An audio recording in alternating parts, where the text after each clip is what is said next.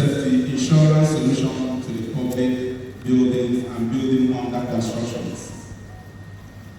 The theme of this conference is very apt and couldn't have come at a better time than now.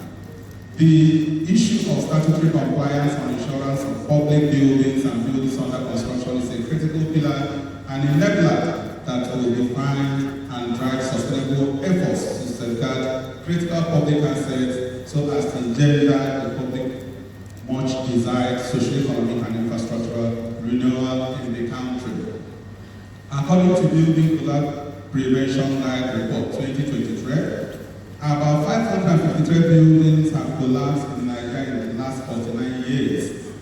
That is an average of about 11 buildings collapse per year. Of course, due to the data tracking constraints, this number could be much higher than the official record, which I think the digital transformation will cure all this by the time we implement that effectively.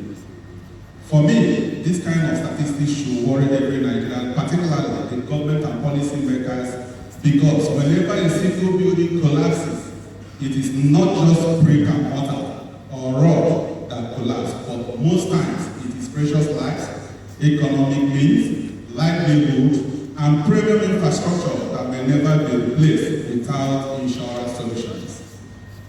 The provision of section 64(1) is very clear.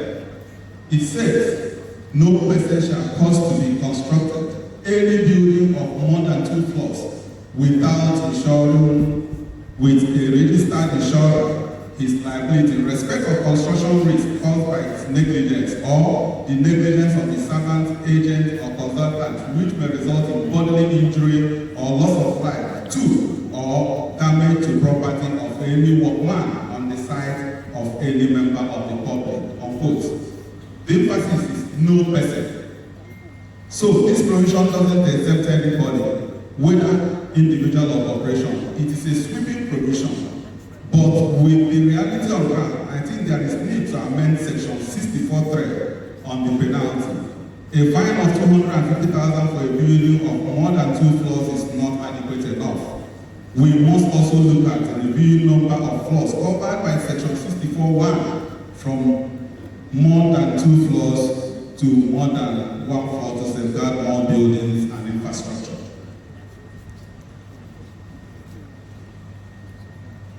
I can see some insurance people nodding their head because something was mentioned. Similarly, section 65(1) of the Act provides us every public building shall insure with a registered insurer against the hazard of collapse, fire, earthquake, storm, and flood, unquote.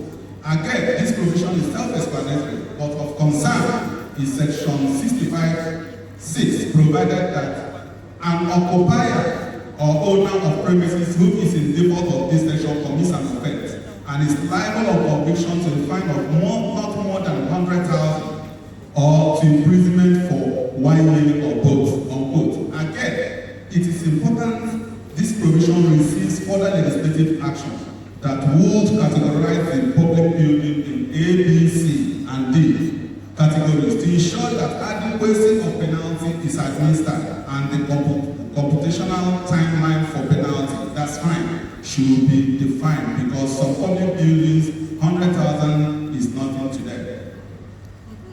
In closing, it has been said that Nigeria is very rich in policies and laws, but suffers from essential poverty in both implementation and compliance with these laws. I therefore commend the leadership of NICOM, National Insurance Commission, for taking this bold step to reform and enforce compliance of Insurance Act.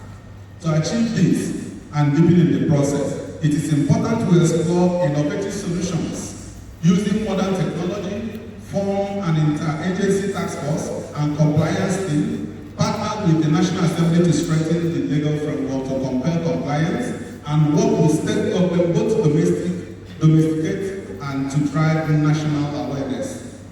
I commit to working with the Commission and to provide any assistance as they require legislatively and otherwise to support the fight for the public finances. I wish you all